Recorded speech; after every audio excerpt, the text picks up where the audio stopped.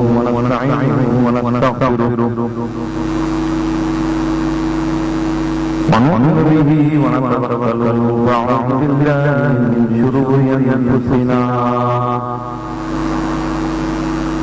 ومن سيئات أعمالنا من يهده الله فلا مضل له ومن يضلله فلا هادي له ونشهد أن لا إله إلا الله وحده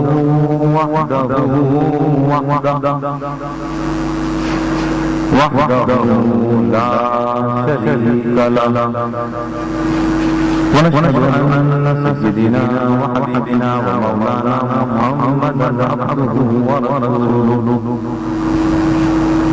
الذي أرسل إلى الخلق كافة بشيرا ونذيرا وداعيا إلى الله بإذنه وسراجا منيرا يا رب صل وسلم دائما أبدا على حبيبك خير الخلق كلهم هو الحبيب الذي ترجى شفاعته لكل حول من الأهوال مقتحمين قال الله عز وجل في شان حبيبه الكريم مخبرا وآمرا إن الله وملائكته يصلون على النبي يا أيها الذين آمنوا صلوا عليه وسلموا تسليما رضي الله عن سيدنا حبيبنا ومولانا محمد صلى الله عليه وسلم وأهله صلى الله على نبيه وآله صلى الله عليه وسلم صلاة وسلاما عليك وعلى آلك وأصحابك يا سيدي يا رسول الله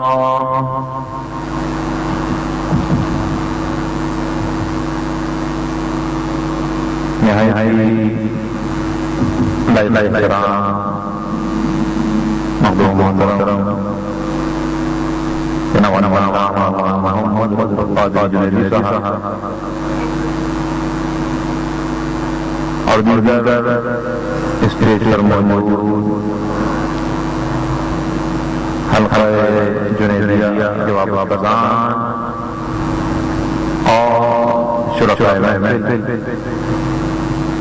آج مولانا کائنات امیر المومنین سیدنا علی کرم اللہ وجہہ کی نسبت اور آستانہ عالیہ جنیدیہ اور سلسلہ جنیدیہ پاکستان کے نہایت عظیم مخلوق محترم حضرت شاہ خلیل اللہ جنیدی رحمہ اللہ کی نسبت سے یہ محفل اولیاء کاملین کی نسبت سے بیان کرنے کو حکم ہوا اور موضوع شان اولیاء کرام ملا۔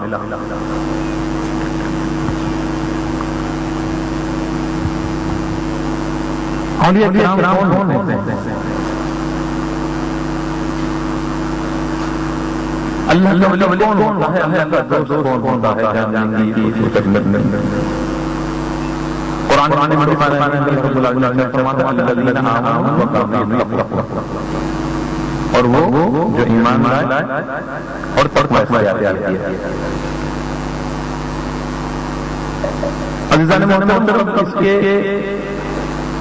کہ ہم یہ جانیں کہ اللہ کا ولی کون ہوتا ہے، ہمیں آیت مبارکہ کے تحت جاننا چاہیے۔ تو قرآن مجید حدیث کے اندر اللہ رب العالمین نے دو باتیں یہاں بیان فرمائی ہیں، ان کی حقیقت کیا ہے۔ قرآن مجید میں اللہ رب العالمین نے دو باتوں کا تذکرہ فرمایا، الذین آمنوا وکانوا یتقون، یہ اگلی آیت ہے۔ گفتگو کے دوران سے پہلے کی آیت پڑھوں گا تو انشاءاللہ آپ سمجھ جائیں گے۔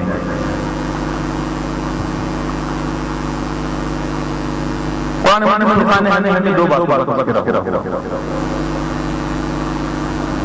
ایمان لانا اور تقوی اختیار کرنا۔ انسانی زندگی کے اندر ان دونوں باتوں کو بہت بنیادی اہمیت ہے،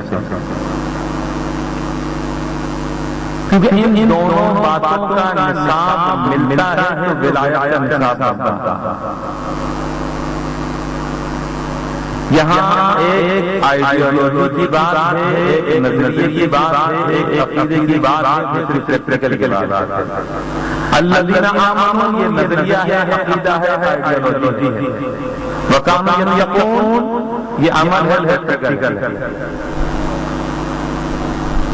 پریکٹیکل کے لیے ضروری ہے کہ پہلے آئیڈیا ہونا چاہیے، نظریہ ہونا چاہیے، فکر ہونی چاہیے، عقیدہ ہونی چاہیے۔ جب آپ کا نظریہ، عقیدہ اور فکر ہو تو پھر آپ اس پر عمل کریں گے۔ انسان کی زندگی میں نہیں ایسا نہیں ہوتا کہ انسان کے پاس نظریہ نہ ہو، سوچ نہ ہو، فکر نہ ہو، وہ عمل کر جائے۔ آپ عمل اچھا کریں یا برا سے کوئی نہ کوئی آئیڈیا ہوگا، پیچھے تصور، سوچ، فکر لازمی ہوگی، اسی فکر کی بنیاد پر آپ عمل کریں گے، عمل اچھا ہوگا۔ یہ بات سمجھ میں آ گئی۔ آئیڈیالوجی اور پریکٹیکلی دو چیزیں ہیں۔ قرآن مجید نے ہمیں یہ ولایت کا نصاب بتا دیا کہ ولایت کا نصاب دراصل یہی ہے، الذین آمنوا وکانوا یتقون، ایمان لانا۔ ایمان لانا کیا ہے؟ وہ تقوی کی بنیادی حیثیت ہے۔ تقوی کیا ہے؟ تقوی کے معنی ہے بچنا۔ تقوی کے معنی ہے بچنا۔ علماء کرام، مفسرین کرام نے تقوی کے تین تجزیے ہیں، تین مراتب لکھے ہیں۔ اگر قرآن مجید میں تقوی کے معنی استعمال ہوا ہے، تقوی جہاں آیا ہے وہاں مختلف معنی ہیں، لیکن مفسرین کرام کا اتفاق ہے کہ بالعموم ان تین میں سے کوئی ایک معنی لیا جائے گا۔ ان تین میں سے کوئی ایک معنی لیا جائے گا۔ تقوی کا بنیادی تقوی کیا ہے؟ بچنا کیا ہے؟ کہ تقوی کے معنی ہم نے تقوی کے معنی بچنا کیا؟ حضرت غزالی رحمہ اللہ تقوی کی ابتدائی سے متعلق لے ہیں کہ اس کائنات کے اندر اللہ رب العالمین کے بندوں میں جو کوئی کلمہ پڑھ لیتا ہے، کلمہ پڑھ لیتا ہے، ایمان لے آتا ہے، وہ کفر سے بچ جاتا ہے۔ جو ایمان لے آتا ہے وہ کفر سے بچ جاتا ہے، اور جو کفر سے بچ جاتا ہے وہ تقوی کا ابتدائی مرحلہ مکمل کر لیتا ہے۔ تقوی کا ابتدائی مرحلہ مکمل کر لیتا ہے۔ اس کا مطلب یہ ہوا کہ جس نے کلمہ پڑھ لیا وہ بھی ابتدائی طور پر تقوی میں داخل ہو گیا، اور جس نے تقوی اختیار کر لیا وہ آئیڈیالوجی پہلے ہی پر چڑھ گیا، اور وہ ہے الذین آمنوا، ایمان لانے والے۔ تو ایمان لانا تقوی کا بنیادی درجہ، بنیادی درجہ ایمان لانا۔ جو ایمان لے آیا وہ کفر سے بچ گیا، اور جو کفر سے بچ گیا وہ جہنم کے دائمی عذاب سے بچ گیا۔ یہ بات علم ہے نا، ماشاءاللہ آستانے سے وابستہ لوگ، اور ہماری دعا ہے کہ رب العالمین ان احکاموں کو قائم و آباد رکھے، اور بالخصوص ہمارے صاحب زیادہ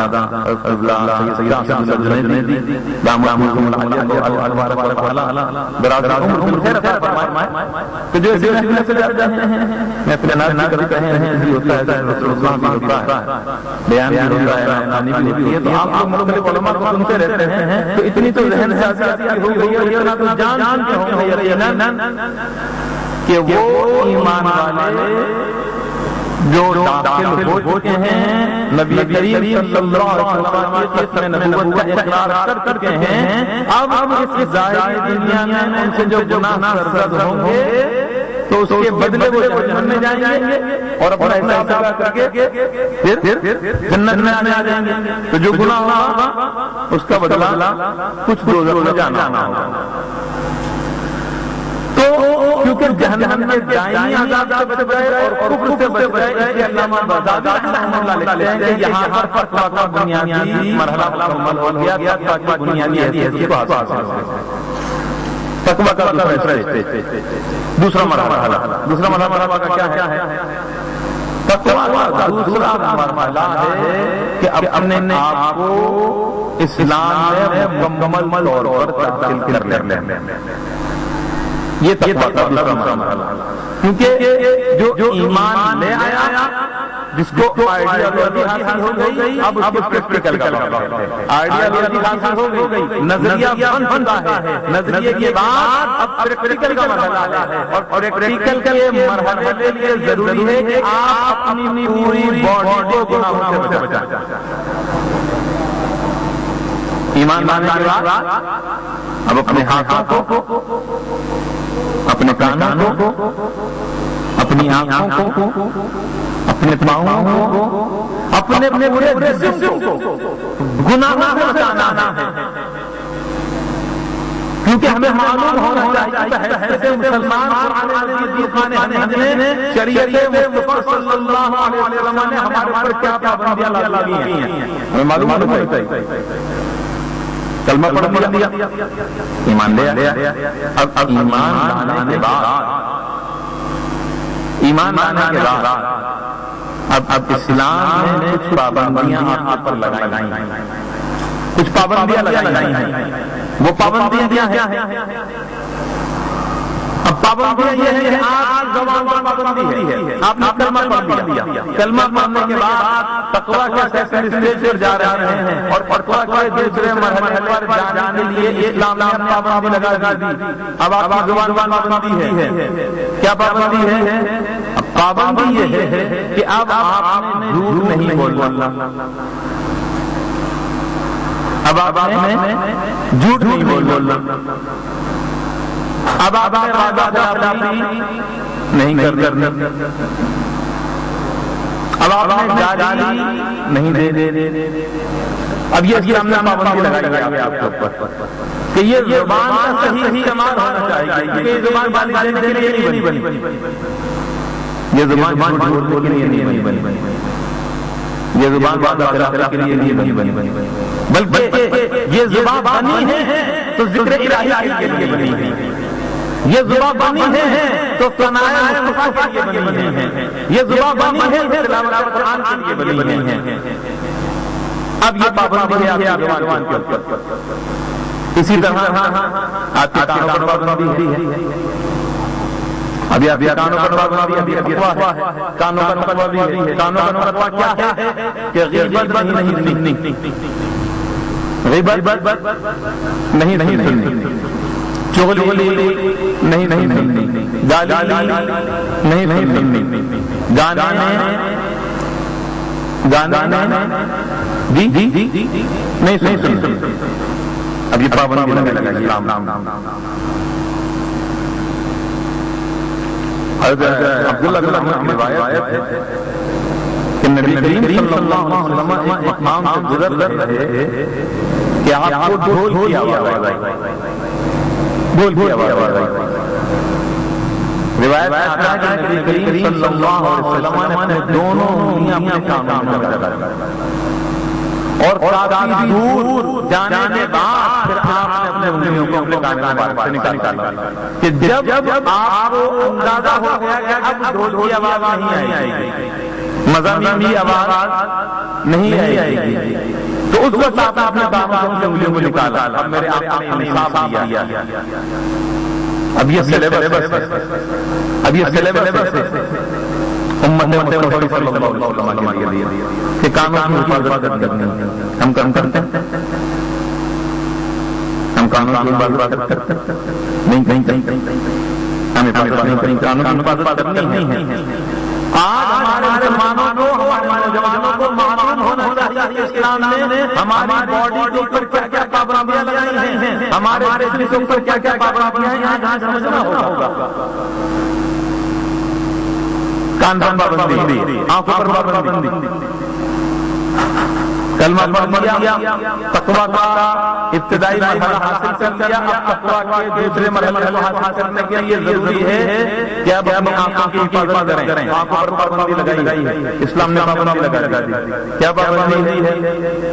غیر محرم نہیں دیکھنا، غیر محرم کو نہیں دیکھنا. فحش حرکتیں ظاہری ہو، ٹی وی پر ہو، کہیں ہو، نہیں دیکھنی. بے حیائی کے جتنے کام ہیں آپ کے سامنے ظاہری طور پر ہو رہے ہوں، حقیقتاً ہو رہے ہوں، یا ٹی وی پر ہو رہے ہوں، یا فلم میں ہو رہے ہوں، یا ڈرامے میں ہو رہے ہوں، بے حیائی کے مناظر، جی بے حیائی کے مناظر نہیں دیکھنے کی بات نہیں ہے، نہیں دیکھنا. جو نہیں دیکھتے ان کی بات نہیں ہو رہی، جو نہیں دیکھتے ان کی بات نہیں ہو رہی، جو دیکھ رہے ہیں ان کی بات ہو رہی ہے کہ ایمان والو تم کلمہ پڑھ چکے ہو، اب تم اسلام میں داخل ہو، اب تم ایمان والے ہو، اب تم نبی اعظم محمد صلی اللہ علیہ وسلم کے امتی ہو، میرے آقا کا ختم نبوت کا اقرار کرتے ہو، اور میرے آقا کا شریعت ہے تمہاری آنکھوں پر پابندی لگائی ہے. اب آنکھوں کو پابند ہونا پڑے گا، کانوں کو پابند ہونا پڑے گا، زبان کو پابند ہونا پڑے گا. اب اسی زبان سے حرام، اب اس زبان سے حرام کا مال، کرپشن کا مال، ذخیرہ اندوزی کا مال، سودی مال، کسی بیوہ کی جائیداد، کسی بیوہ کی جائیداد ہڑپ نہیں کرنی، یتیم کا مال، یتیم کا مال، بیوہ کا مال، مسکین کی مال پر ہاتھ صاف نہیں کرنا، حرام نہیں کرنی، سود خوری نہیں کرنی، نہیں کرنی، رہدائی نہیں کرنی. کیوں؟ کیا تم نے کلمہ پڑھ لیا ہے اور کلمہ پڑھنے کے بعد تم جس نبی کیوں تمہاری زبان پہ پہرا لگا، اب تمہاری زبان پہ پہرا،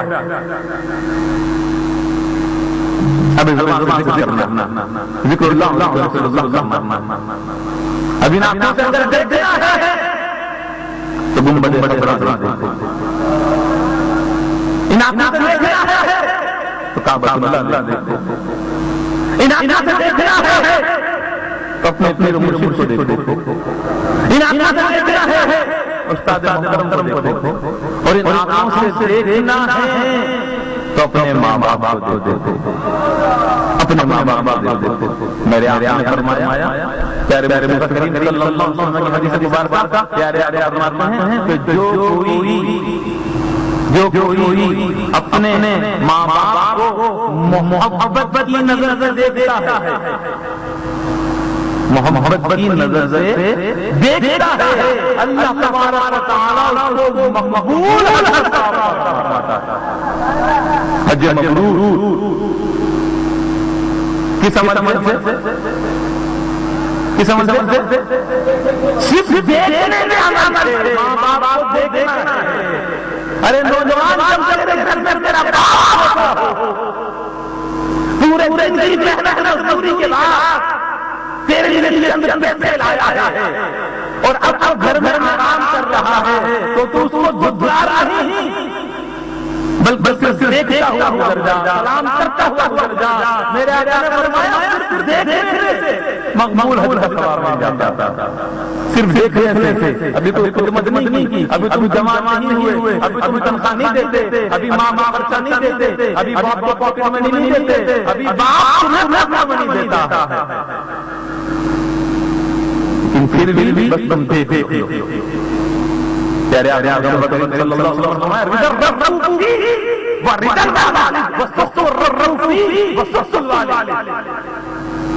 میرے آقا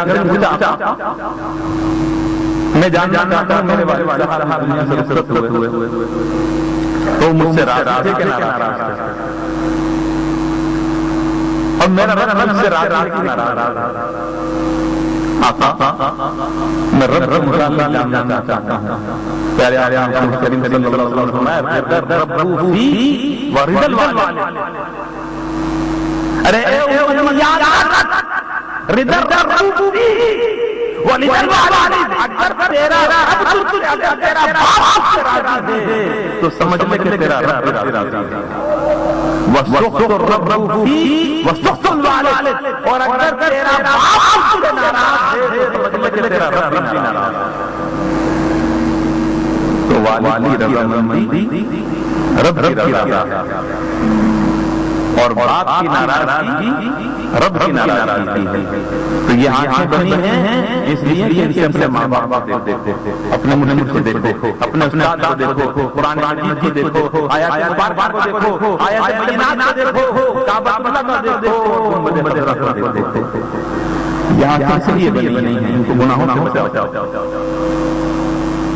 یہ ہے اللہ محترم تقویٰ کا دوسرا مرحلہ. پہلا مرحلہ کلمہ پڑھنا. جس نے کلمہ پڑھ لیا وہ ابتدائی متقی بن گیا. متقی نہیں بنا, پورا متقی نہیں ہوا, بلکہ ابتدا ہو گئی اس کے تقوی کی, اس کے پرہیزگاری کی ابتدا ہو گئی.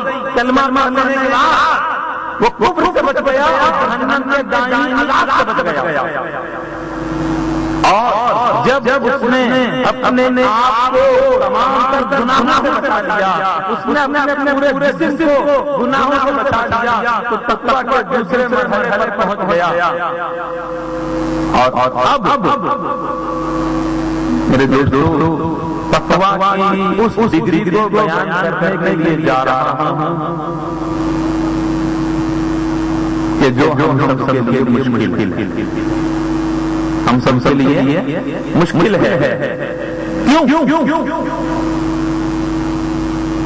یہ جتنے بھی آزاد جتنی بھی باتیں نہیں ہیں سب کے اوپر انسان کا کنٹرول ہے, وہ کر سکتا ہے. بھائی ٹی وی پر کوئی فوج پروگرام آ رہا ہے تو ریموٹ تو آپ کے ہاتھ میں ہے نا, آپ چاہیں تو چینل بدل دیں. پابندی ہے, ریموٹ کو نہیں چل سکتے, ٹی وی بند نہیں کر سکتے, اپنی آنکھیں بند کر چلے گئے. ٹھیک ہے نا. اچھا اب ٹیبل پر شراب بھی ہے اور پانی بھی ہے تو اختیار آپ کے ہاتھ میں ہے. اختیار آپ کے ہاتھ میں ہے. ٹھیک ہے, کسی سے وعدہ کر لیا, اس کو وعدے کو پورا کرنا نہ کرنا اپنی کوشش تو کریں گے نا. تو یہ ساری چیزیں آپ کے اختیار میں ہیں. ٹھیک ہے میرے دوستو, تقویٰ کا جو دوسرا مرحلہ ہے یہ آپ کے اختیار میں ہے. آپ چاہیں تو کر سکتے ہیں, لیکن علماء کرام علامہ بیضاوی رحمہ اللہ تقویٰ کے تیسرے اسٹیج کو بیان کرتے ہوئے فرماتے ہیں کہ اللہ رب العالمین تقویٰ کا تیسرا مرحلہ اس کو عطا فرماتا ہے جو اللہ کا محبوب بن جاتا ہے. کیوں کہ تقویٰ کا تیسرا مرحلہ ہے اللہ کا ولی وہ ہوتا ہے کہ جو برائی کو اپنے دل میں آنے نہیں دیتا. برائی کو دل میں نہیں دیتا. تو جب دل اتنا پاک ہو جائے, اتنا پاک ہو جائے, اس طرح آئینے کی طرح ہو جائے, تو پھر اللہ رب العالمین اس کو اپنی محبت دیتا ہے. پھر اس کو محبت ملتی ہے. اور یہ آیت مبارکہ جو میں نے پیش کی نا آپ کے سامنے, الذین آمنوا وکانوا یتقون, میں نے آپ کو بتایا کہ یہ تو آخر کی ہے. اس سے پہلے ہے الا ان اولیاء اللہ خوف علیہم ولا هم یحزنون, کہ اللہ کے ولیوں کو کوئی خوف نہیں ہوتا, کوئی ڈر نہیں ہوتا. کیوں کہ وہ ایمان والے ہوتے ہیں اور متقی ہوتے ہیں. اور تقویٰ میں نے آپ کو بتا دیا عزیزان محترم, جب بندہ اللہ کو چاہنے والا تقویٰ کے اس مرحلے پر پہنچتا ہے کہ جہاں اس کے دل میں کوئی اور بات نہیں ہوتی، کسی اور کا تصور نہیں ہوتا، کسی برائی کا دخل نہیں ہوتا، کسی شیطانی عمل کا دخل نہیں ہوتا، جب وہ اس مرحلے میں پہنچتا ہے تو پھر اللہ رب العالمین کیا فرماتا ہے؟ حدیث قدسی ہے، میرے آقا پیارے مصطفیٰ کریم صلی اللہ علیہ وسلم نے فرمایا ما یزال عبدی یتقرب الی بالنوافل حتی احبہ، ما یزال عبدی یتقرب الی بالنوافل حتی احبہ، كنت سمعه الذي يسمع به وبصره الذي يبصر به ويده التي يبطش بها ورجله التي يمشي بها. پھر یہ مرحلہ میں آتا ہے بخاری اور مسلم کی حدیث قدسی، میرے آقا نے فرمایا اللہ علیہ وسلم فرماتا ہے ما یزال عبدی یتقرب الی بالنوافل، کہ میرا بندہ جب ہمیں ہی اختیار کرتا ہے، میرا بندہ جب ہمیں ہی اختیار کرتا ہے مستقل مزاج کے ساتھ، کنٹینیوٹی رہتی ہے، آج کیا کل کیا، کیا 15 دن کیا، ایسا نہیں، ما یزال ہمیشہ کرنے والا عبدی میرا بندہ یتقرب، جب میرے ہو جاتا ہے کس طرح الی نوافل کی کثرت کرنے سے، جو نوافل کی کثرت کرتا ہے وہ اللہ کے قریب ہو جاتا ہے. مقصد کیا ہے؟ نفل پڑھیں، فرائض کو چھوڑ دیں. حدیث مبارکہ میں نفل کا ذکر ہے نا، حدیث مبارکہ میں نفل کا ذکر ہے، فرض تو نہیں، فرض کیا؟ واجب کیا؟ کس کا ہے؟ نفل کا. کہ تقرب الی بالنوافل، کہ جو نوافل کی کثرت کرتا ہے وہ میرے قریب ہو جاتا ہے. تو مقصد یہ نہیں ہے کہ فرائض چھوڑ دو، واجبات چھوڑ دو اور نوافل کو چھوڑ دو، نہیں، مقصد یہ ہے کہ فرائض کی ادائیگی کرنے کے بعد، واجبات کی پابندی کرنے کے بعد جو 5 وقت کی نماز ہے وہ ادا کرنی ہی کرنی ہے، کیونکہ فرض ہے. 5 وقت کی نماز فرض ہے، ادا کرنی ہے، نہیں ادا کریں گے تو گناہگار ہوں گے اور گناہوں کی وجہ سے جہنم میں جانا ہے. تو حدیث مبارکہ کا مقصد یہ ہے کہ وہ بندہ جو 5 وقت کی نماز باجماعت ادا کرتا ہے، فرائض کو ادا کرتا ہے، واجبات کو بجا لاتا ہے، اور فرائض اور واجبات ادا کرنے کے بعد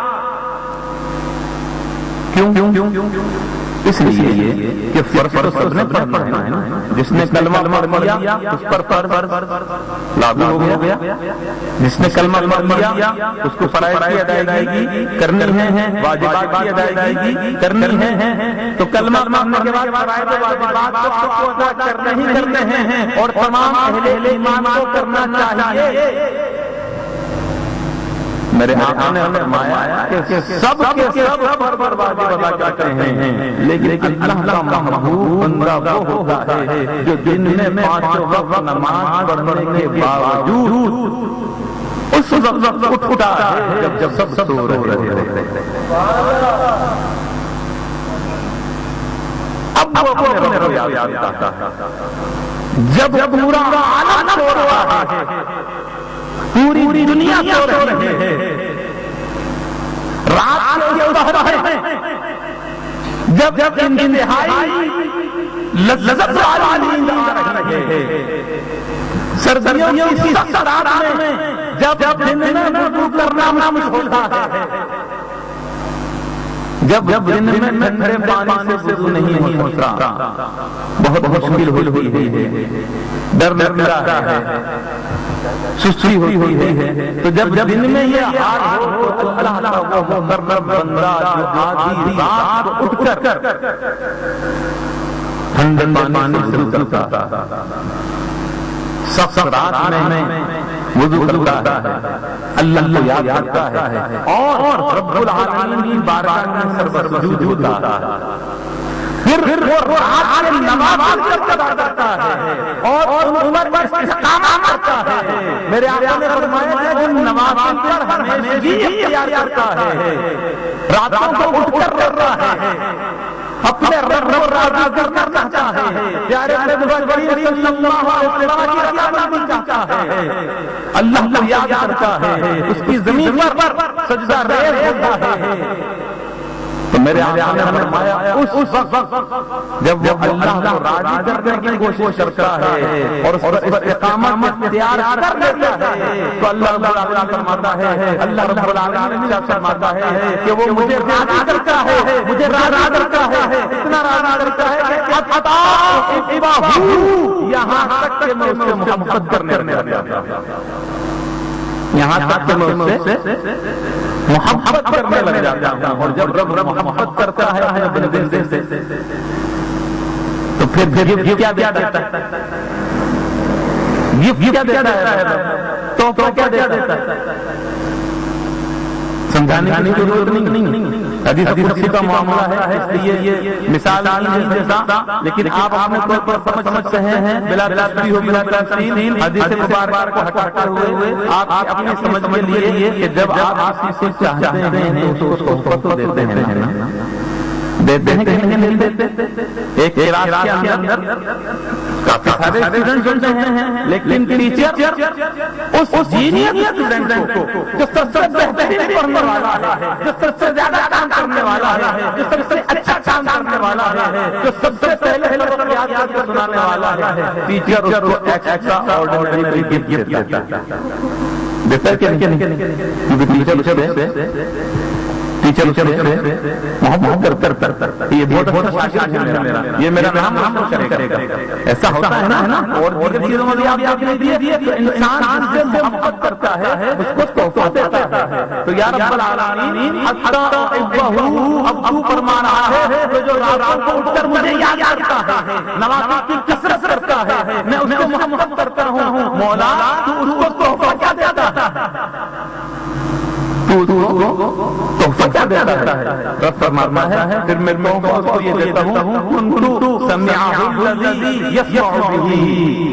اب میں تحفہ یہ دیتا ہوں کہ میں اس کی سماعت بن جاتا ہوں, میں اس کی سماعت بن جاتا ہوں. وبصرہ الذی یبصر بہ, اور پھر میں اس کی آنکھوں کی روشنی بن جاتا ہوں کہ وہ دیکھتا ہے. اب ہم جیسے کم علم لوگوں کے لیے بڑی بڑی بات ہے کہ ہم تو راتوں کو نوافل نہیں پڑھتے, ہم تو راتوں کو نوافل نہیں پڑھتے, اور جو راتوں کو نوافل پڑھتے ہیں ہم کو بھی دیکھتے ہیں. تو کان ان کے بھی دو ہوتے, کان ہمارے دو ہوتے. کان اللہ کے ولی کتنے کام ہوتے ہیں, کتنے کام ہوتے ہیں, کتنی آنکھیں ہوتی ہیں, دو. توفہ کہاں ہے, توفہ کہاں ہے, آنکھیں تو دو ہیں. رب فرماتا ہے کہ آنکھیں بن جاتا ہوں. شاعر عالم حدیث بیان فرماتے ہیں کہ یہاں اللہ رب العالمین کی قدرت اس کی آنکھوں کا نور بن جاتا ہے. اللہ رب العالمین کی قدرت اس کے کانوں کی سماعت بن جاتی ہے. اگرچہ اللہ کے ولی کے کان ہوتے ہیں, لیکن اللہ رب العالمین ان کانوں میں قوت اتنی عطا فرماتا ہے کہ اب اگر وہ بغداد میں بیٹھا ہوا ہے تو کراچی والوں کی آواز سن لیتا ہے. اب وہ لاہور میں بھی ہے, اب وہ لاہور میں بھی ہے تو پشاور والوں کی آواز سن لیتا ہے. داتا صاحب سنتے رب فرماتا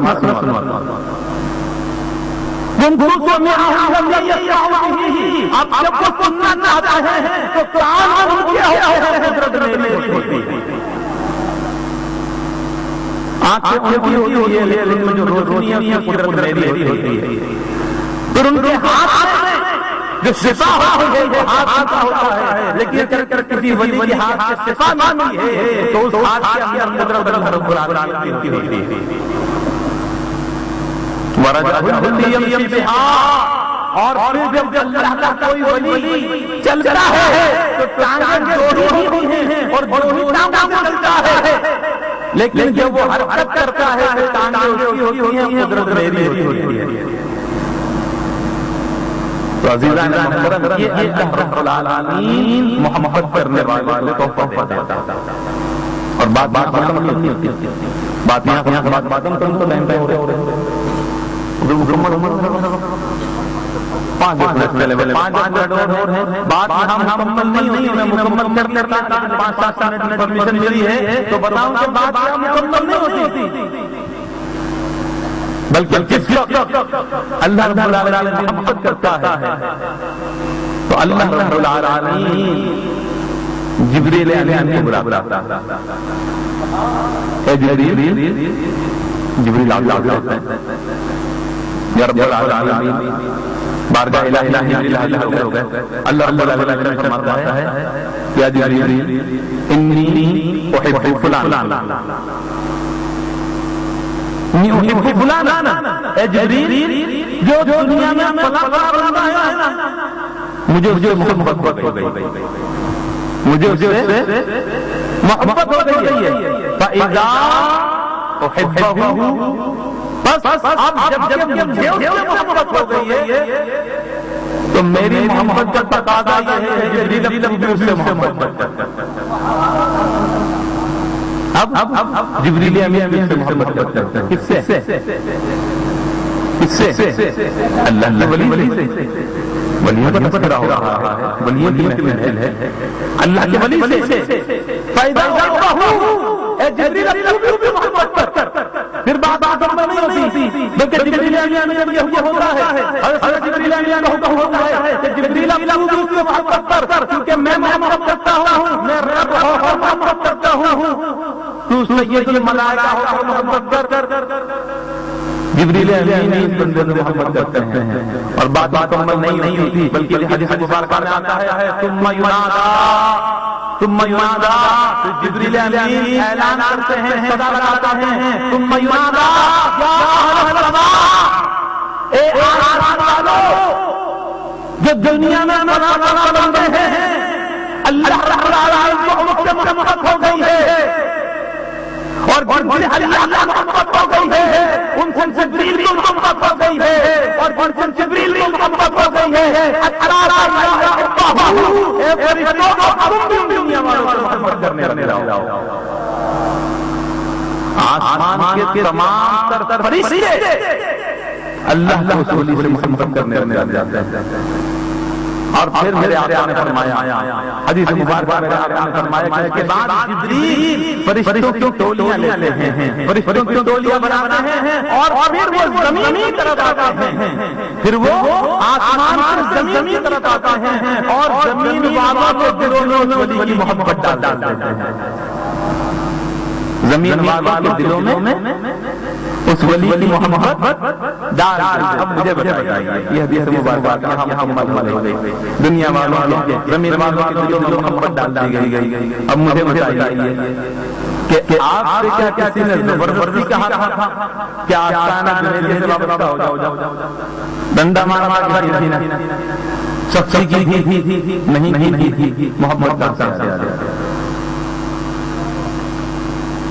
قادری سلسلے میں بیعت ہو، چشتی سلسلے میں بیعت ہو، سہروردی سلسلے میں بیعت ہو، نقشبندی سلسلے میں بیعت ہو، نظامی سلسلے میں بیعت ہو، کو ڈنڈا لے کے دادا پیچھے کہ فلاں سلسلے میں بیعت ہو جاؤ، غوث پاک سے محبت کرو، دادا صاحب سے محبت کرو، پیر میرے لیلا سے محبت کرو، شیخ تاج العالمین سے محبت کرو، خواجہ غازی نواز سے محبت کرو، کوئی کہتا ہے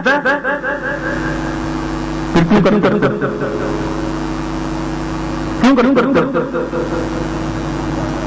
دل سے کرو نا، دل سے کرو نا، تو دل میں محبت کس طرح ہے؟ آپ نے فرمایا کہ جبریل اپنے فرشتوں کے ساتھ آتے ہیں اور اللہ کے وہ ولی جو اس روئے زمین میں رہ رہے ہیں، وہ جبریل امین نے فرشتوں کے ساتھ ولی کی محبت لوگوں کے دلوں میں ڈالا۔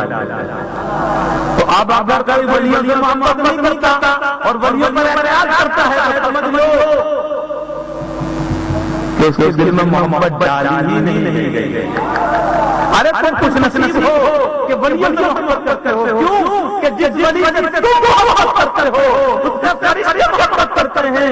فرشتے اس لیے محبت کرتے ہیں کہ فرشتوں کے سردار محبت کرتے ہیں, اور فرشتوں کا سردار اس ولی سے اس لیے محبت کرتا ہے کہ رب نے حکم دیا کہ میں محبت کرتا ہوں. جبریل بھی محبت کرتا ہے. سیجعل لهم الرحمن ودا. اللہ قرآن فرماتا ہے کہ میں اس کی محبت لوگوں کے دلوں میں ڈال دیتا ہوں.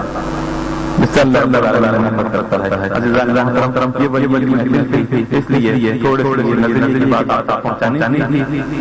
کرامات کے متعلق نہیں دیا, کرامات کی بات آپ سنتے رہتے ہیں, کرامات وہ یہ کرام سنتے رہتے ہیں, اور اس لیے میں چاہا کہ تھوڑا سا آئیڈیالوجی فیکٹر کی بات ہو جائے, نظریے عقیدے اور عمل کی بات ہو جائے. عزیزان محترم, جہاں جو جس آسانے سے اس کے لیے کامل بابا ہے, اس کو کوشش یہ کرنی چاہیے کہ اپنا کردار, اپنے اخلاق, اپنی سوچ اور اپنے فکر اپنا مرشد کریم تک لے جانے کی کوشش کرے, اور مرشد کریم نقل کرنے کی کوشش کرے, ان کا جیسا بننے کی کوشش کرے, ان کا جیسا بننے کی کوشش کرے, اچھا انسان بننے کی کوشش کرے. کیونکہ اچھا انسان ہر کوئی بنتا ہے بشرطے کہ جہد مسلسل ہو اور مستقل رہے. اللہ تبارک و تعالی ہم سب کو دین متی خدمت کرنے کی نصیب عطا فرمائے. وما علینا الا البلاغ. اللہ